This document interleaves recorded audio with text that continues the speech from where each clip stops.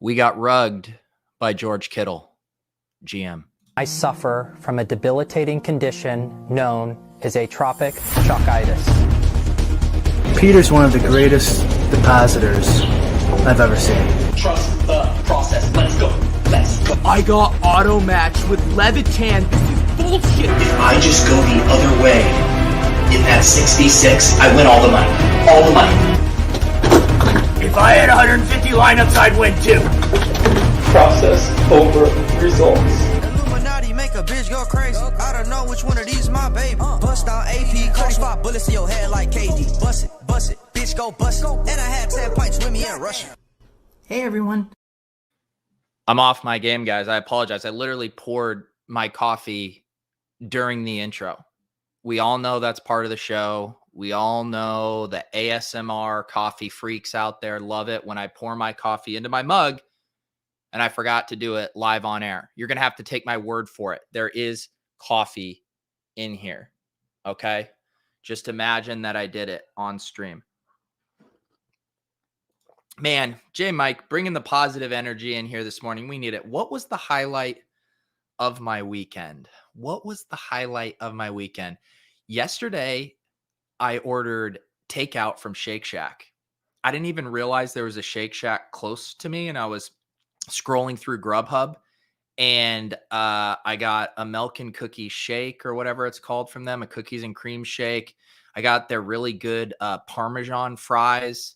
I got their burger. I got their chicken bites. I basically just went to town on Shake Shack, which I hadn't had in forever. I legit didn't even know there was one near me. So that was probably the highlight of my weekend, Shake Shack. Yesterday was pretty rough.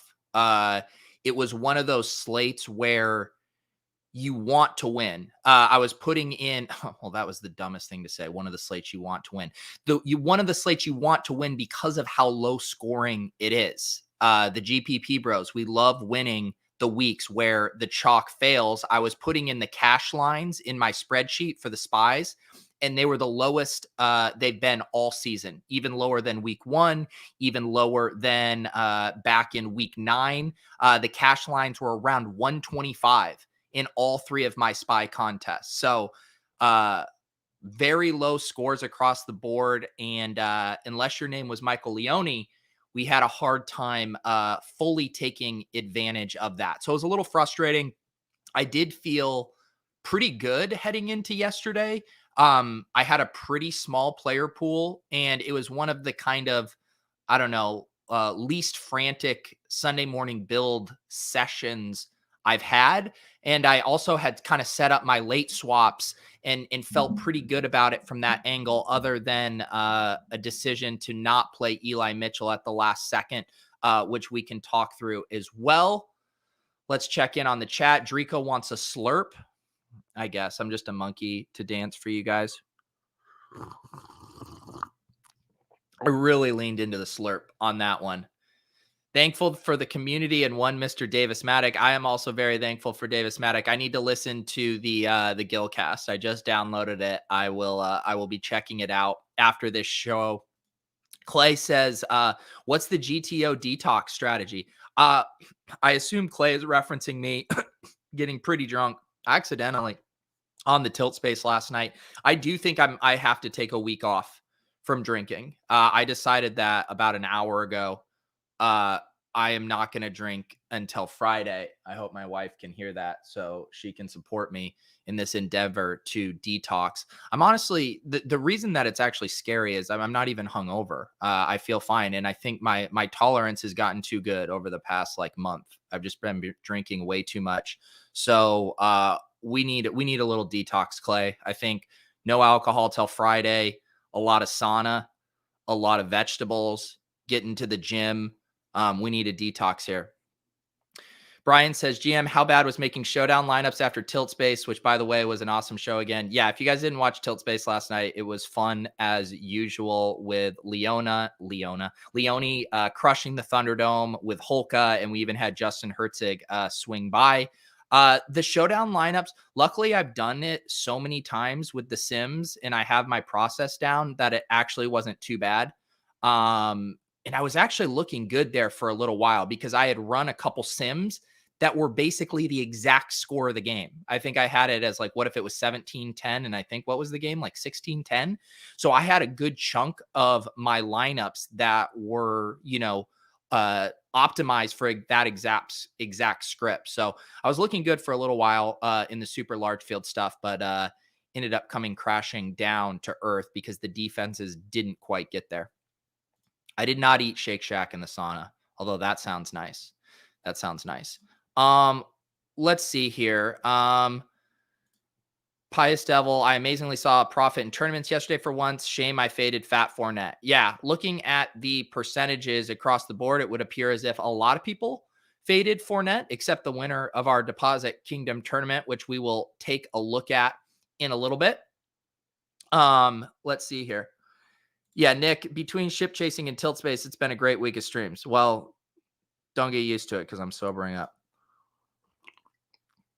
Let's look at these lineups here. I ended up playing in 3 spy contests. I'm even getting a little gun shy through my losing streak that I didn't play the double spy. I played the 400K spy with 100K to first. I played the 150K spy with 25K to first, and I played the 100K spy with 20K to first. We can pull up these lineups. Man, watching Jalen Hurts yesterday was just so painful. It was truly brutal. He did end up getting enough rushing yards to not put up, the truly excruciating performance, but no touchdowns, 3 interceptions. I did roll out the double stack here with Hurts. And as you can kind of see across the board, pretty happy with the percentages that I got these guys at. Hurts 4.6, Devonta Smith 4.4, Goddard 6.3. I knew this was going to be my most contrarian lineup. And so I was pretty happy to roll it out here in this big spy with 4,444 entries. I did bring it back with Barkley. I was waffling all morning whether to do a Giants bring back or not. Ultimately, I decided that this wasn't an awful spot to burn a running back spot on Barkley if he was back to, kind of full health here. At 6,300, I think he's definitely mispriced. I knew the ownership wasn't going to be completely out of hand. My only guy here over 10%, but that game just cratered from an offensive standpoint. Neither team could get anything going there. I had a mini here with Chase Claypool and T. Higgins. I really liked that Bengals game, as you guys probably saw on the tilt space as well. I had Claypool and Chase in another lineup I believe we'll take a look at, but in this one, Higgins fit. That worked out well. And then I actually made a late swap here. I actually had a couple permutations. First off, I had the AJ Dillon and Odell Beckham, which in hindsight, obviously would have been the best 2v2 here. So instead of Melvin Gordon and Sutton, I was, as you guys heard me talk about on the show on Sunday morning, wanting to leave my lineups with room to play AJ Dillon. And basically how that transpired is about, what you would have expected, where Aaron Jones did see 10 touches, but, Dillon was still heavily involved. He had 20 carries. He scored that passing touchdown. So I actually did end up leaving him on one lineup where I was behind, but a little bit of a bummer that I got spooked off of that. So I knew I had a few plays available. This lineup was so buried that the other swap I had talked about, I think I talked about on the Sunday morning, was going to Denver running back Mike Williams. That was the exact same salary as AJ Dillon, Odell Beckham. But when I was so far behind here, I didn't think I wanted to eat what I thought would be around 15 to 20% Mike Williams ownership. So I went for the more galaxy brain pivot to Cortland Sutton. I figured Melvin Gordon and Cortland Sutton would be very low owned and give me kind of the best chance to climb up the scoreboard here. So this was one of those disappointing ones.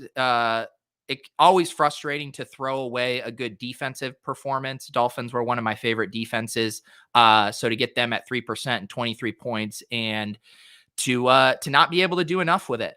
This was one of those weeks where it's like, if you just have one more thing correct, you're cashing. Like if you land on the Mixon, the Patterson, the Fournette as one of your other running back plays, that's all you needed. You need like 3 things right. That was similar to Leone's Thunderdome lineup. He got Patterson right. He got Thielen right, and he got Dolphins D right. And it was just one of those weeks where all you had to do was get a couple things right. Nick says, do you think Minnesota, San Francisco got steamed late in the week, or enough people late swapped off a chalky Chargers Denver? Yeah, it's always hard to untangle those dynamics. My gut heading into that was Ayuk. Just kind of hearing chatter, seeing some of my Twitter replies, I was feeling pretty confident that Ayuk and Mike Williams were getting steamed.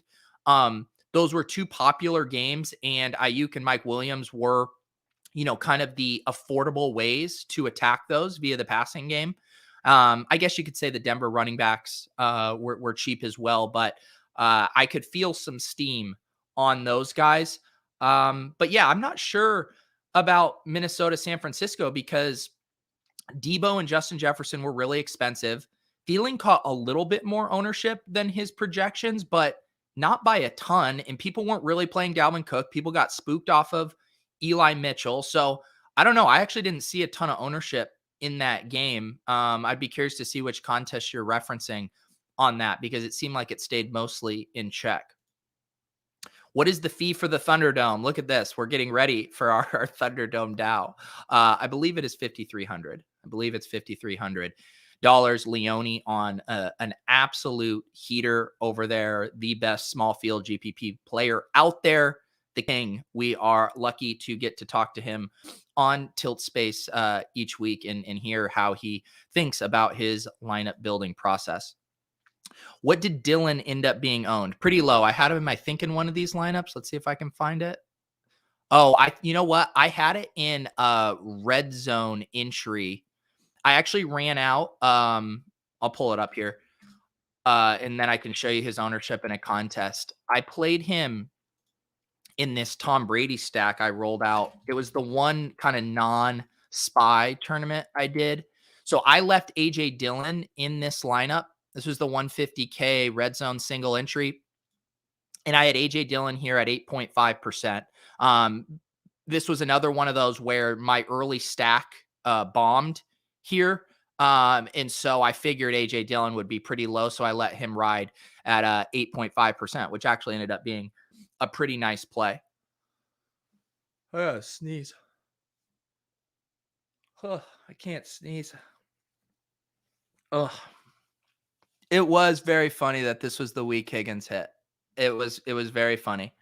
The cash game bros were tilting their faces off at the T Higgins hitting. But, if you read any of the, the good content out there that looks at the underlying metrics, whether that's, Gretsch's stealing signals, Karane's walkthrough, everyone would tell you that Higgins' usage was still great and that there wasn't any, underlying red flags there. So I was happy to play Higgins there. I did obviously have him in this lineup. Let's just see what took down the big spy. I want to say I saw someone post a screenshot of it, and it was pretty wild. Look at how much Atticus separated here. 183 in this band of scoring, pretty tight here. And then this guy with just 30 plus more points than everyone else. This was one of those true galaxy brain lineups. So we have, or maybe not true galaxy brain, but still pretty impressive. So we have Carson Wentz to Pittman, and then the double bring back on Fournette and Gronk. I guess that makes pretty intuitive sense. Actually, the more I look at this is a pretty logical lineup. Then you have the Waddle in DJ Moore mini correlation here. That makes sense to me. You have Miles Sanders chalk, which is good. And then you have Mixon correlated with the Bengals D. The 3 running back lineup, but getting 2 of those running back plays low owned, getting 2 of the low owned wide receivers, and kind of dancing around the grenades in this game stack. So at first I thought it was a galaxy brain, but this is just a really nice lineup. I think I definitely have a mental block these days with, rolling out 3 running back lineups. It's hard for me outside of kind of late swap situations. And I did want to give myself options on this specific week with late swap, but geez, this is a pretty nice lineup here. Kind of knowing that, you're going to be eating big time Pittman and Gronk chalk there, but knowing that kind of the Wentz and Fournette pieces of it would be unique, and that's where you're able to access the ceiling. Really strong lineup. For some reason, when I initially glanced at it, I think someone posted a screenshot of it on Twitter with only the top half, and I just saw Sanders, Fournette, Wentz, more Waddle, and it looked weirder to me than it does in its full glory. So congratulations to Atticus on that nice team there. This was the 150K spy, 25K to first. This was of course, the Big Ben disaster.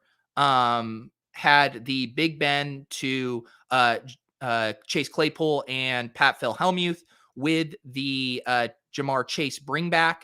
I did eat the Miles Sanders chalk in this one. I had a one-off Justin Jefferson and a Melvin Gordon, Mike Williams. I'm trying to check my spreadsheet here to see what I initially. So this is another one where I had initially when I built this lineup, I had AJ Dillon and Brandon Ayuk in it. Yeah, because I was setting up AJ Dillon as a one-off, and then I was going to do a mini correlation, Brandon Ayuk and Justin Jefferson. But again, once this lineup cratered with all of these anchors, if you watch the tilt space, you know we are not calling these snowflakes anymore. These are, in fact, anchors for your lineup. Once this bombed, I knew Ayuk was going to be pretty popular. So I decided to go to a Melvin Gordon, Mike Williams mini.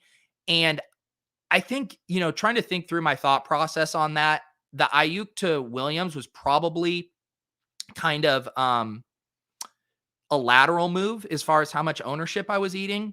But then I thought I was getting in the correlation and knew Melvin Gordon would be low owned, but kind of thinking that through, I probably should have been more funky with this and done, the Cortland Sutton thing again, or done just that initial Odell and AJ Dillon. I think probably would have been the better play there. Didn't think through this swap enough because I don't think I was gaining much going from Ayuk to Williams other than the correlation with Melvin Gordon there. So not happy with that swap now that I'm looking at it there. But overall, felt good about the construction of this lineup. And it was one, too, where I had built this lineup and I had, not a ton of salary left for running back and felt pretty comfortable eating the Miles Sanders chalk in the context of this specific lineup. And I do feel pretty good about that overall.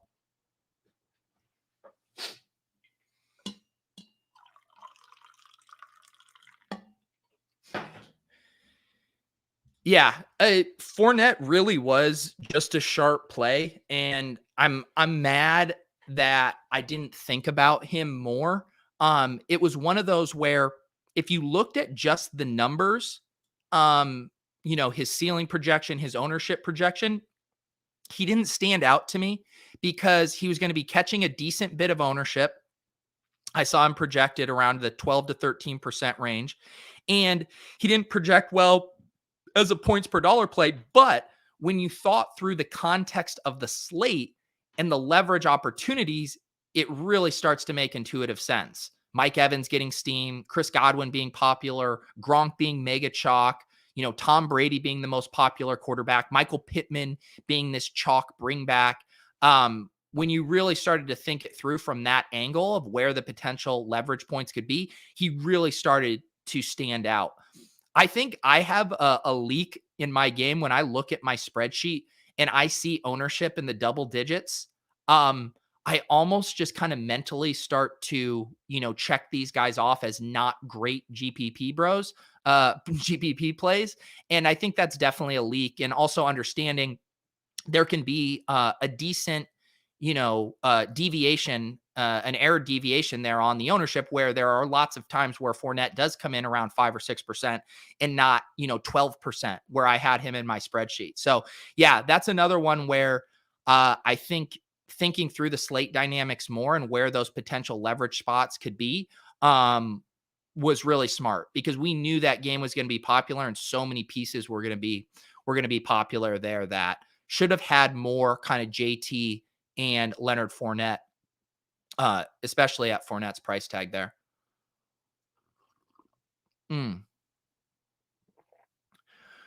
Let's see here. Yeah, I don't know if there's anything else interesting to say about this lineup. We can see what took this one down, a 197.28. Much different lineup than the lineup that took down the big spy. So we had, okay, now this is a crazy lineup, right? This one's crazy. We have a naked Justin Herbert. We have Leonard Fournette burned in the flex early with Javonte Williams still to go. Play Javonte, Hilliard, Fournette. We have Freiermuth. Okay, so this was like a 9-leg parlay. I don't think is there a single bit of correlation in here that I'm missing? Waddle, Beckham, Jefferson, Fournette. Wow. So this is the lineup that I would never make in my life. And here they are taking down $25,000. Congratulations, ST Chowby. Pretty wild lineup there. I don't know if it was a leak or not. I really did not give Hilliard much thought at all yesterday. Like I was kicking around, Rex Burkhead, David Johnson, Ty Johnson, but Hilliard never even kind of made it on my radar outside of people asking me start sit questions with Hilliard. Maybe that was a leak there. I think the issue was I just really did not like that game. You'll see in my best lineup, I ended up getting up to the New England defense. And it just felt like that could be a game that cratered and not a great spot for the Titans running game. But at 4,600 at that ownership, probably should have been part of the player pool.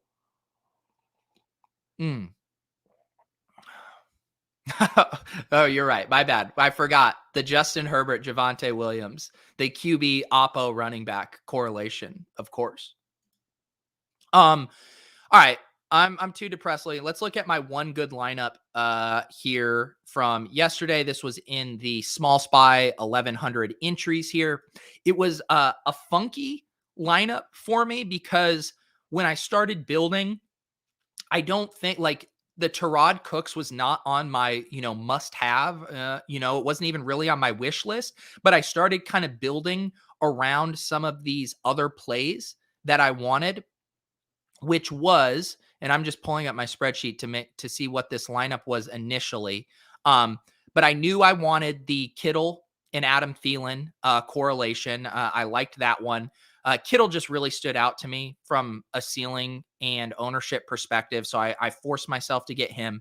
And then, of course, I had the Cordero Patterson Visca. Again, Patterson was not a guy that was on my radar yesterday until we ran the Sims in the morning. And he was the most frequented player in the Sims when we ran them at whatever it was, 11 a.m. yesterday. And I said, I need to give this guy a look because the Sims are pretty good at identifying these spots where these guys are really good plays and the field isn't going to play them. Also gave me a chance to be a Laviska Shenault slappy and get that mini in. And then I also had it set up to be able to do the AJ Dillon and Odell Beckham, or in this case, I had the Javonte Williams and Mike Williams. And I knew that those 2v2s fit and I would have kind of access to that. And then I started just looking at some of the combinations as far as skinny stacks then to use.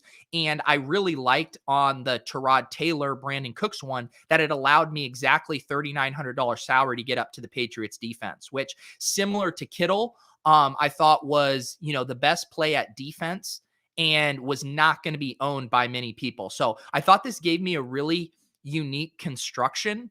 And I felt really, really good about this lineup, even though if you would have showed it to me on, I don't know, Saturday night when I was fiddling around with my initial builds, I would have never assumed I landed on a lineup on that like this.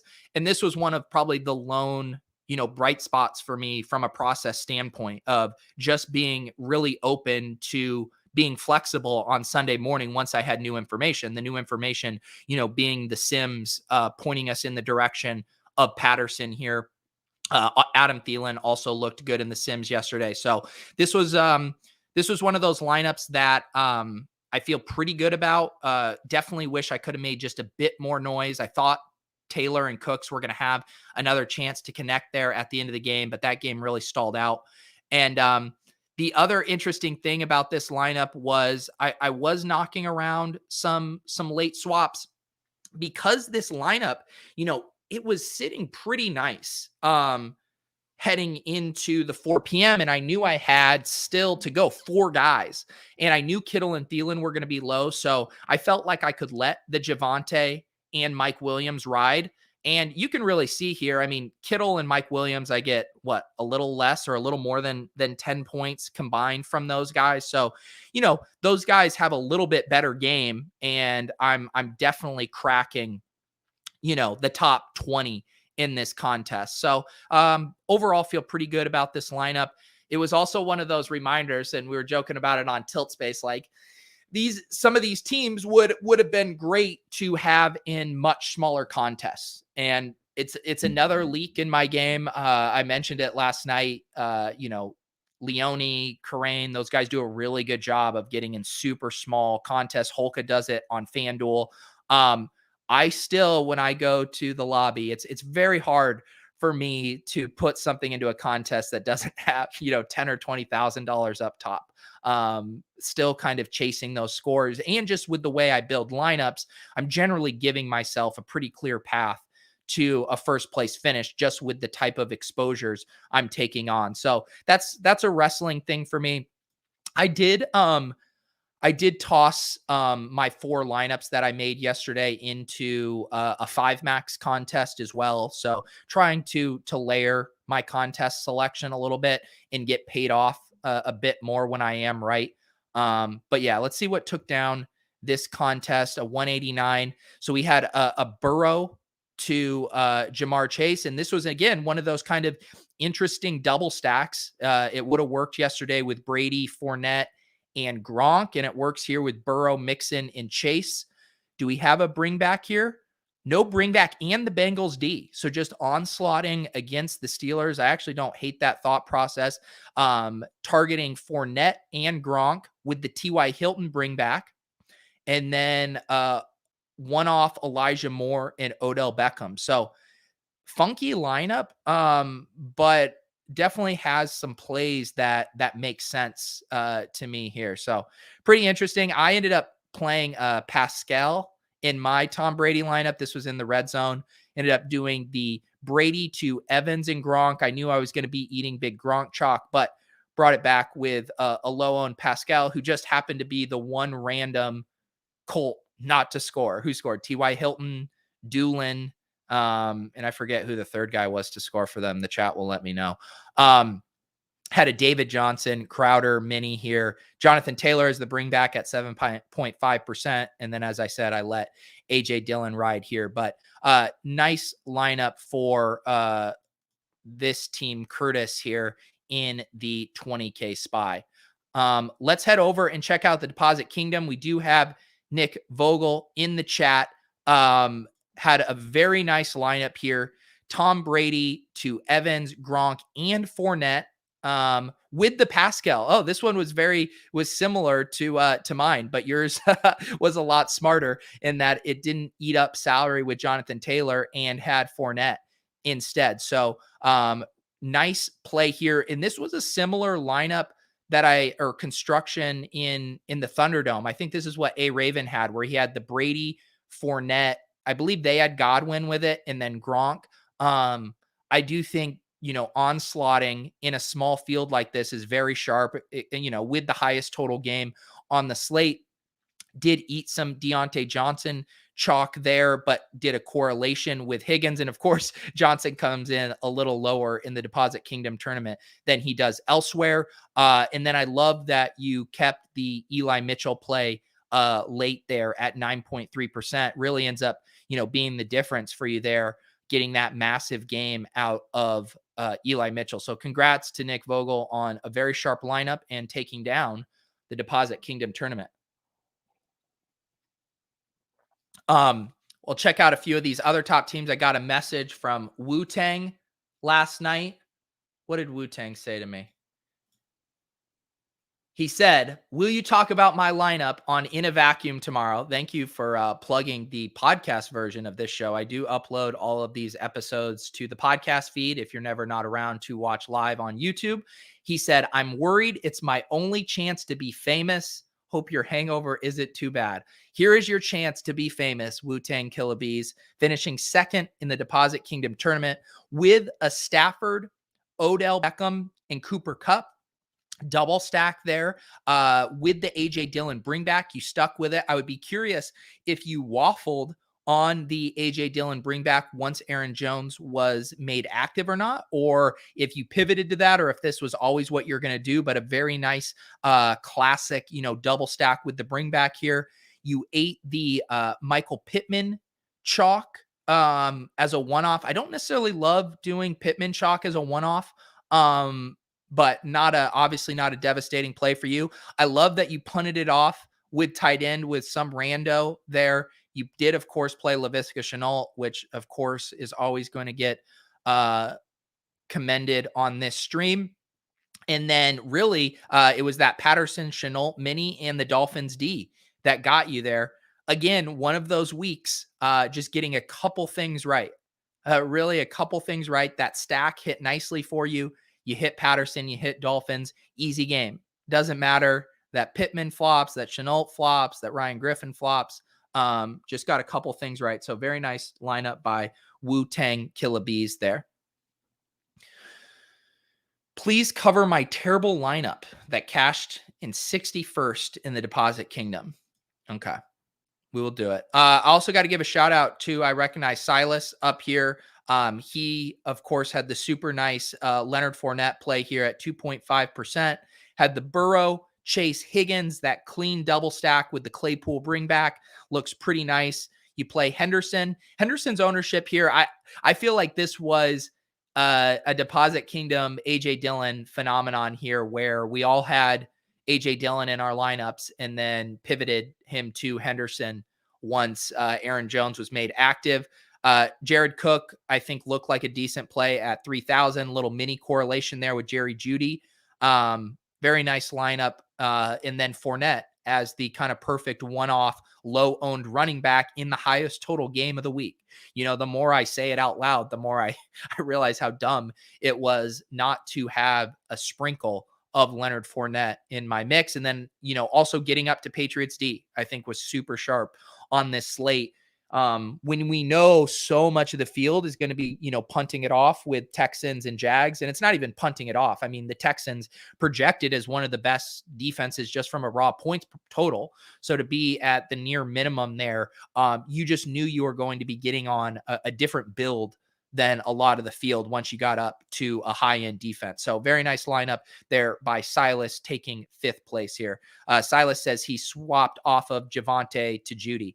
Yeah, that's interesting just because I guess I would have assumed they would have been around similar ownership. But Jeudy probably gives you access to a bit higher of a ceiling, I would say. So I don't mind that at all. Let's check. Who wanted me to look at? We have Drico in 39th. We can take a look at a couple of these lineups here. We got the small potatoes here at 39th. Also had the Burrow stack. This one with Freiermuth as the bring back instead of Claypool. Got in that Jefferson Ayuk mini that I liked and talked about earlier. Played Ty Johnson as a one-off to help unlock it. Dolphins D, awesome play. And then I assume that the Henderson dynamic there as well, leaving yourself options for AJ Dillon if needed.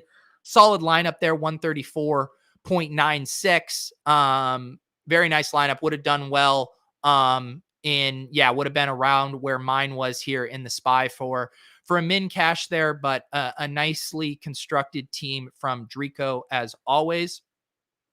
Brian says, I didn't realize you had this as a podcast. Just went and subscribed as I'm not usually around for live. Yeah, I don't put the Showdown Crams up on the podcast feed because they just have such an incredibly short shelf life. But I do put these Monday morning review streams, the Friday afternoon strategy stream, and the Sunday morning build stream. I normally get that up about you have about an hour before lock if you need that in audio version. So maybe we'll do another iTunes review giveaway thing here soon. Dustin says, can we look at 40th place here? Bonesy. Ooh, the Zach Wilson Now we're talking. Zach Wilson to Elijah Moore, David Johnson on the bring back there, the Kittle Jefferson mini, the Claypool Higgins mini, Eli Mitchell in that game with Kittle in Dolphins D. I like this. I like this lineup. I do think there wasn't a ton of opportunity cost at quarterback this week, and it did feel like a week where you could get weird and take some stabs on stuff, and the scoring definitely, back that up. I mean, the quarterback scores across the board yesterday were awful. And I don't mind kind of making a bet on this, and you get off kind of the chalky pieces in this game too, in avoiding Cooks. So pretty inspired stack there. I definitely like the creativity, and I think the lineup makes a lot of sense. Definitely a recurring theme of everyone who wants me to see their lineup having very nice defensive plays here.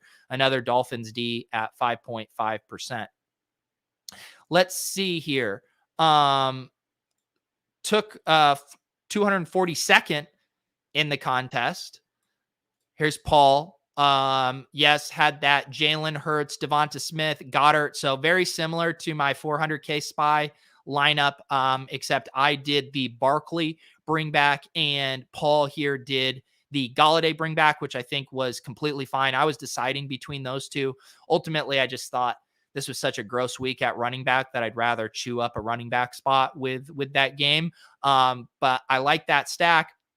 Let the AJ Dillon and Odell Beckham ride.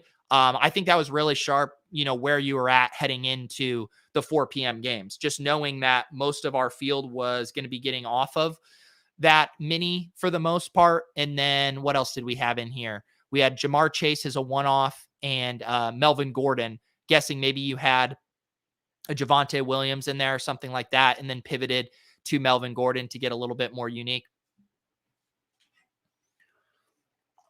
Oh, now you get the coffee. Sorry, we missed this early, so now you can get it. There you go. Let's see here. I'm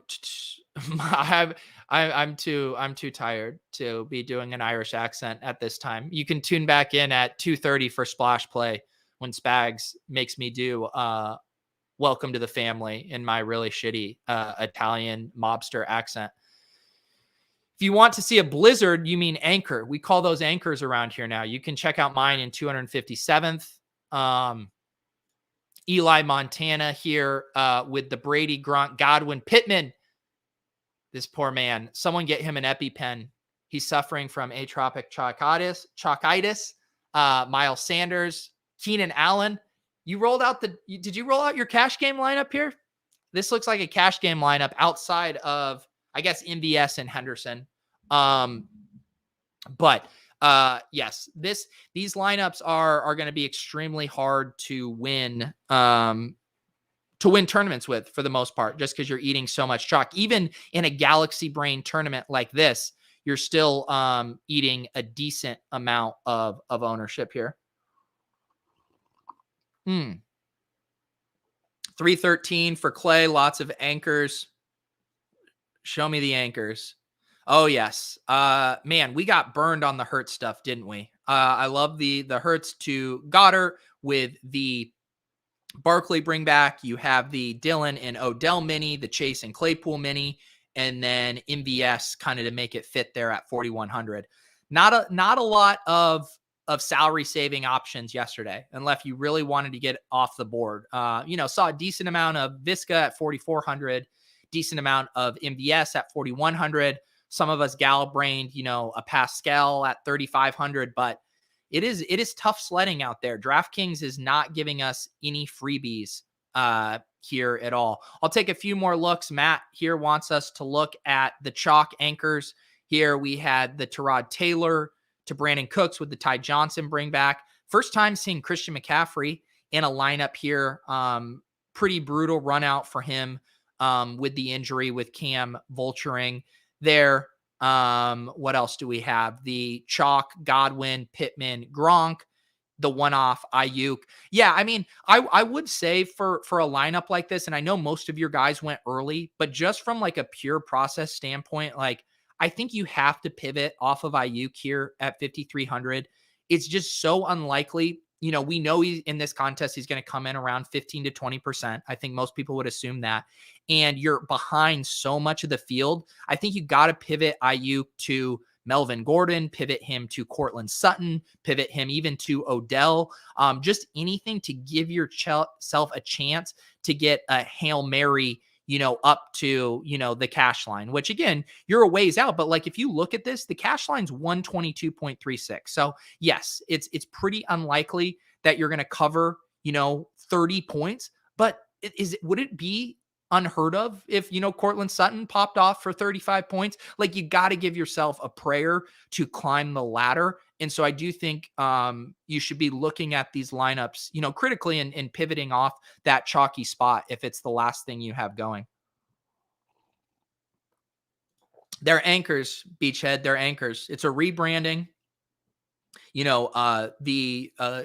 Bad GPP Player Coalition has formed a focus group, and we are doing a PR campaign to fight against the toxicity of how people review our shitty lineups. And they are now anchors. They are anchors, and that's it. We don't acknowledge the chill of the former icon.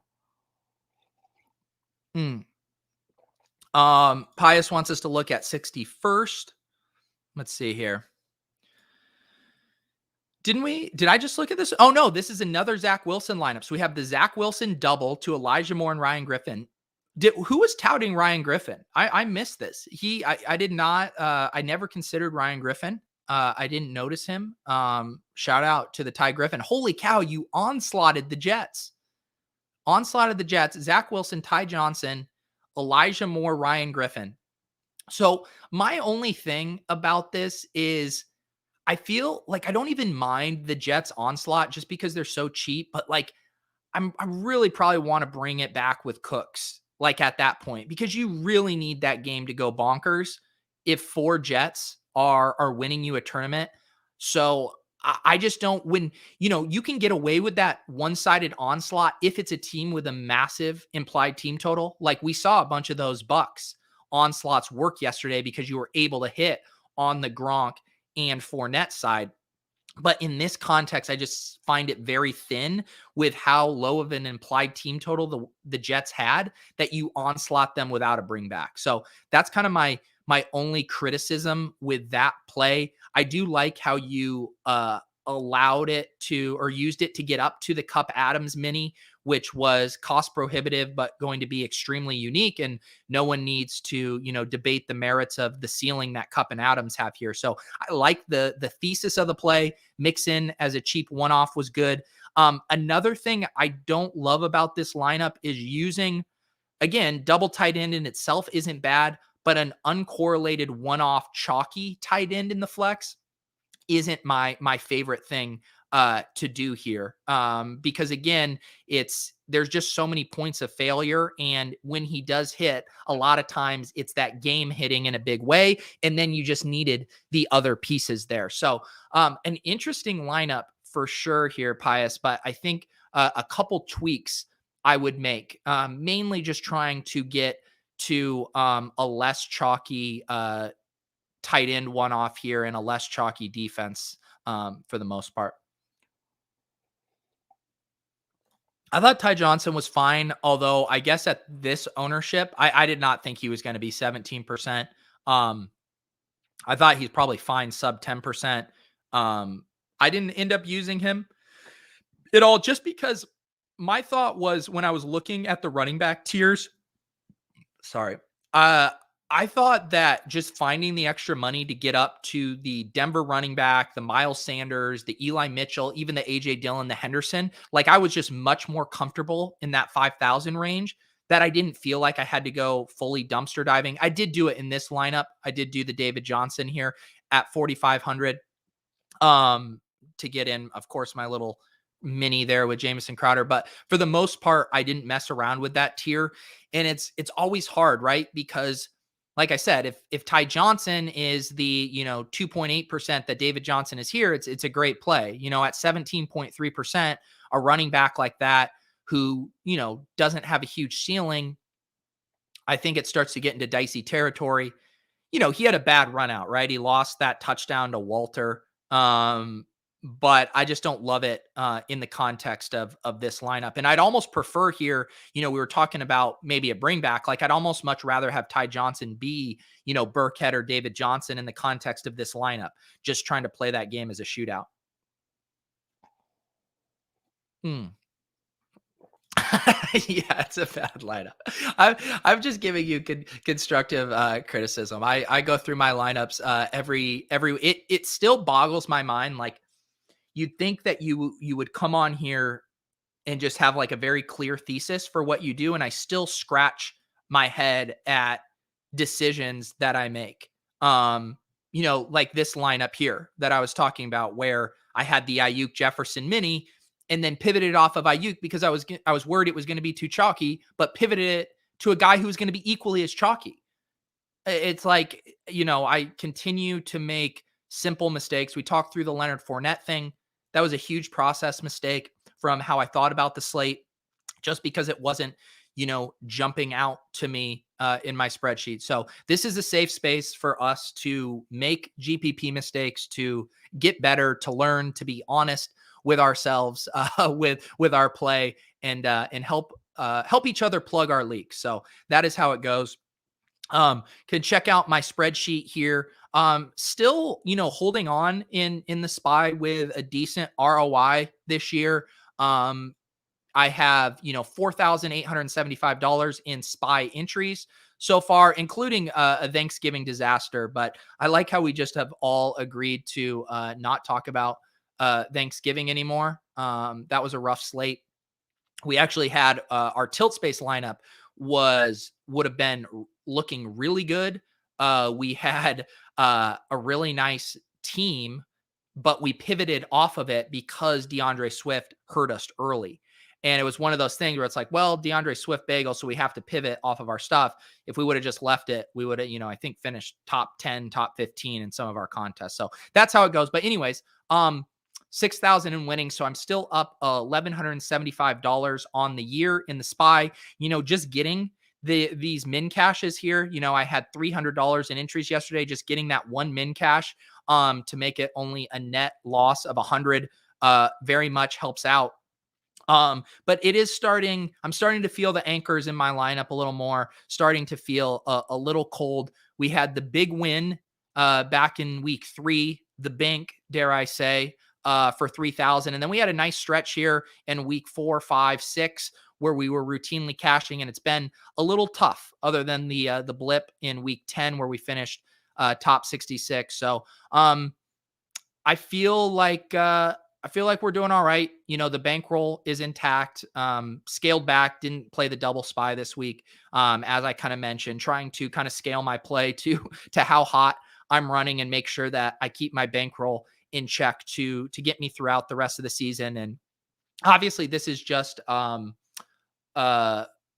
part of the bankroll in that, I play the showdown contest. I don't log, when I toss stuff into the red zone and stuff, trying to keep this nice and tight for the single entry SPY contest. But this does make up the majority of my play each week. And this is my goal. I really want to win a SPY. That has been the goal since I started doing this bankroll challenge. Was it 2 years ago now? I think this is my 3rd season doing it. So it is nice to be profitable in the SPY over the course of those 3 seasons, but still chasing that true bank. But feel good overall about the process, minus a few little leaks in the game that we see here and there. Yep, couldn't agree more from Drico. I'd rather learn than continue to make the same mistakes every week. It is tricky too, because it's so hard to not, be kind of reactive to the current meta. Like you have to really make sure that the lessons you're taking away are, able to be replicated, right? Like it can't just be like, well, I can never play 2 tight ends in the flex, like hard and fast rules like that are never going to be how we learn, because each slate is unique. But like my big takeaway on that Leonard Fournette thing is, have a part in your process where not only are you looking at the plays ... in a vacuum, but also looking at who are the highest owned plays on the slate and where might the leverage opportunities be. And my specific takeaway for this week is that's a lot easier when ownership is condensing throughout the week. Like, it's so much easier, and I use this example a lot, but it's like Devontae Adams is going to be 40% and Aaron Jones is going to be 5%. It's so easy for a GPP bro brain in that context to be like, okay, we play Aaron Jones, that's the leverage, etc. It's much harder when I'm staring at my spreadsheet and the ownership is all within a 15 to 20% band. And it's like, well, some of these guys are going to be 25%. Some of them are going to be 8%. And I don't know really which one it's going to be, but layering in the context of what's the most popular game stack, what is the most popular wide receivers on the play.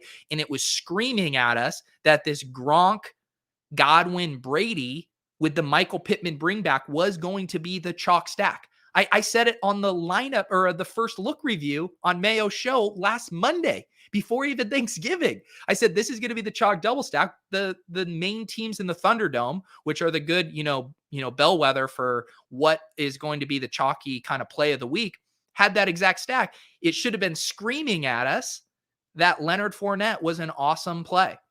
And so that's a good takeaway for me. And I think it's something that we can replicate and be more conscious of. So note to self, think through the slate from a more macro lens and identify the potential leverage spots, even if they're not popping on the spreadsheet. That's my big takeaway for this week. We can check in real quick on my Owners Club lineups. Another kind of a little bit of a disappointing week for me there in that I was, again, kind of close to some good combinations, but just didn't quite get there. I am in 66th right now with this lineup where I did roll out Tampa Bay tight end, Colts running back. Didn't get the ceiling from the Colts running back there. And a bit disappointing not to have a higher point total from my running back. I was debating, do I play, the Las Vegas card from Thursday and just bank the 21 points? Ultimately, I shot for the ceiling there. Didn't get it. This team min cashing here with a Green Bay stack. Did stick with the 49ers running back one here. This was the card I should have had, right? That's an extra 10 points here. Let's see what took it down this week. So it's Matt Bruh using 3 of the cards from Thursday: Buffalo QB, Dallas wide receiver, and Buffalo tight end. Then playing, of course, that was the nut card, the Tampa Bay running back there for 46.8 points, and Bengals defense there looking pretty nice. So, shout out to the people who rolled out the Falcons RB as well. That was a tough click for me with Patterson, being questionable heading into the week. He wasn't popping in the sheets either, but obviously a really nice play there. And, we talked a lot about, what is viable from Thursday, and, a lot of the Thursday stuff held. So it was just getting, a defense and a running back combo around those Thursday points look like the dominant strategy there. So still having fun with TOC, still trying to chase down a live final appearance there, but quickly running out of weeks to do so here. All right, guys, I appreciate you. I'm going to go finish up the newsletter. Like I said, I'll be back at 2:30 with Spags for Splash Play. If you guys haven't checked out that show, it's been a lot of fun. I think you guys will enjoy it. I will be back tonight to do a showdown cram. I will post the early leverage plays in the Discord. So for the hand builders out there, I like to compare the current Sims versus aggregated ownership across the industry. And I'll give you the current best flex plays and captain plays. So if you guys want to hop in the Run the Sims Discord, you can become a YouTube member below, or better yet, you sign up for Run the Sims, use 10% off with promo code Pete, and that will also unlock that channel for you in the Discord, where we have lots of good conversation about these showdown slates and main slates. Feel free to hit me up if you have any questions. I appreciate you guys. Hopefully we shake off this week 12 rust. We'll get back at it. We'll win some GPPs here in week 13. Have a great rest of your Monday.